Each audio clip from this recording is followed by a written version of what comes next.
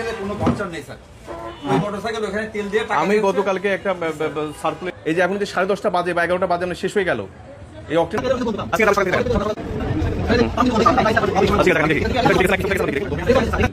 তেল দেবেন কি করে? আপনাদের কোনো বিধিনিষেধই নেই, আপনাদের জরিমানা করবো এখন আমি।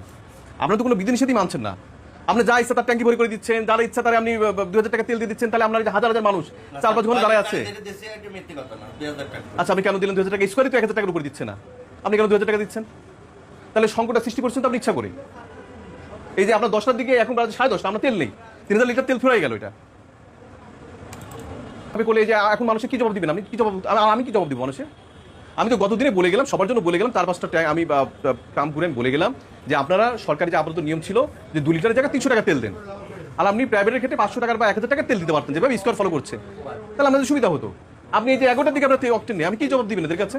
ওরা বলছে যে তেলই পাইনি। আমি 4 ঘন্টা দাঁড়ায় আছি। 4 ঘন্টা বলতে কি, সে বলতেছে 6টা থেকে সে দাঁড়ায় আছে, তার মানে বা 7টা থেকে সে দাঁড়ায় আছে, আর আপনি এর ভিতরে তেল, আপনার 3000 লিটার তেল হাওয়া হয়ে গেল।